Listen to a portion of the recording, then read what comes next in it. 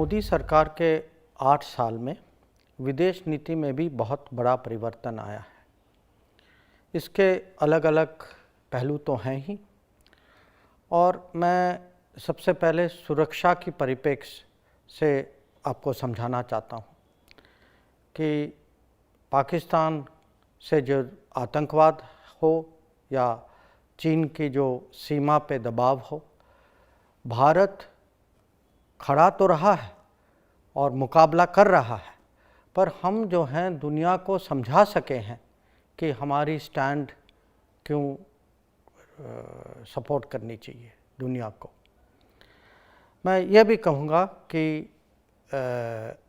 हमारी जो क्षमता जो है सिक्योरिटी और डिफेंस के मामलों में, क्योंकि हमारे रिश्ते बड़े सप्लायर्स, बड़े देशों के साथ और मजबूत बने हैं, तो इसका भी हमें फ़ायदा मिल रहा है। ग्लोबल एजेंडा पर हमारे जो मुद्दे जो हैं आतंकवाद का हो या ब्लैक मनी का हो, इस पर भी हम जो हैं दुनिया को हम समझा पा रहे हैं। और जो लैंड बाउंड्री एग्रीमेंट जो हमने की थी कुछ साल पहले बांग्लादेश के साथ, और जो हमारे रिश्ते जो हैं म्यांमार के साथ, उन्होंने जो है नॉर्थ ईस्ट में आतंकवाद और अलगाववाद के धारा जो हैं उनको बहुत अभी मार्जिनलाइज कर दिया है। तो ये है सुरक्षा की परिप्रेक्ष्य। अगर आप देखें देश की प्रगति और उन्नति की दृष्टि से, और हम कहते हैं इंग्लिश में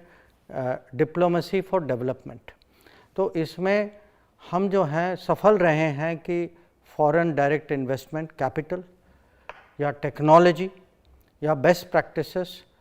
दुनिया से भारत की तरफ ज़्यादा मात्रा में आए, और हमारी जो ईज़ ऑफ डूइंग बिजनेस जो है इसकी मैसेजिंग ठीक तरह से हो दुनिया को। हमारे जो एक्सपोर्ट्स जो हैं वो तो इस पिछले साल रिकॉर्ड लेवल पे गए, $400 बिलियन से ज़्यादा। और इसको मैं आपको प्रोजेक्ट के उदाहरण में भी आपको समझा सकता हूँ कि बुलेट ट्रेन प्रोजेक्ट जो चल रहा है, या बैम्बू की जो प्रोडक्शन और उसका यूसेज जो है नॉर्थ ईस्ट में जो बढ़ रहा है, या जो हमारे नमामि गंगे में जो अलग अलग टेक्नोलॉजी की जो हम उपयोग कर रहे हैं, तो ये बहुत उदाहरण हैं कि हम जो हैं फॉरेन पॉलिसी को, विदेश नीति को कैसे देश के डेवलपमेंट में डायरेक्टली यूज़ कर सकें। ये भी है कि देश की प्रतिष्ठा जो है पिछले 8 सालों में एक नए स्तर पर गई है, और ये राजनीतिक मुद्दों पर भी है या सांस्कृतिक उदाहरण भी हैं इसके। हमारे कुछ इनिशिएटिव्स हैं जैसे इंटरनेशनल सोलर अलायंस या coalition for disaster resilient infrastructure. अब 100 से ज़्यादा देश जो हैं हमारे सोलर अलायंस के इनिशिएटिव के साथ जुड़ चुके हैं। अगर आप संस्कृति की बात करें तो जिस तरफ से योग दिवस अब पूरे दुनिया में मनाया जाता है, ये तो किसी ने पहले 2014 के पहले सोचा भी नहीं था। और छोटी चीज़ें हों, बड़ी चीज़ें हों, मैं कह सकता हूँ कि आज आयुर्वेद हो, भारत की इनोवेशन और टैलेंट जो हो, हमारी फार्मेसी ऑफ द वर्ल्ड जो इमेज जो बनी है, जो वैक्सीन मैत्री के तहत हमने पूरे दुनिया को कोविड महामारी के समय में vaccine, made in India vaccine पहुंचाई है, ये सब आज मैं सचमुच कह सकता हूं कि भारत की इमेज कुछ अलग हो गई है। और आखिर में मैं ये भी कहूँगा कि जो सामान्य नागरिक जो हैं उनके लिए क्या फ़र्क पड़ा पिछले 8 सालों में, और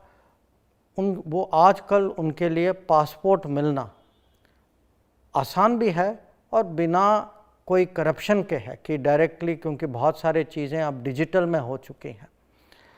या जब बाहर जाते हैं उनकी सुरक्षा, उसके लिए एक फ़ंड है जिसका यूसेज जो है, उसकी उपयोगिता हमने और बहुत बड़ी कर दी है, और बहुत बड़ी मात्रा में इसका महामारी वंदे भारत मिशन के समय में लोगों ने इसका इस्तेमाल भी किया था। और जब कहीं संकट में फंस जाते हैं, जैसे हमारे विद्यार्थी जो यूक्रेन में थे, जो 22,000 विद्यार्थी जो हम ऑपरेशन गंगा के तहत घर वापस ले आए, या जो हमारे इतने सारे लोग जो हैं कोविड के समय में वंदे भारत मिशन के थ्रू हम उनको घर पहुंचा पाए। तो ये हैं बहुत प्रैक्टिकल, मैं कहूँगा ग्राउंड रियलिटी, जो आज आम आदमी सोचता है, जब उसकी जो समझ जो है विदेश नीति के बारे में, इसके कारण बहुत इसमें परिवर्तन आया है। और मैं अंत में कहूँगा कि जो सफलता जो हमें प्राप्त हुई है, जो विदेश नीति में जो हम आगे बढ़ चुके हैं, ये ओवरऑल मोदी सरकार की उपलब्धियां का एक महत्वपूर्ण हिस्सा है और हम लोगों को बहुत गर्व है कि हमें इसके साथ जुड़ने का अवसर मिला।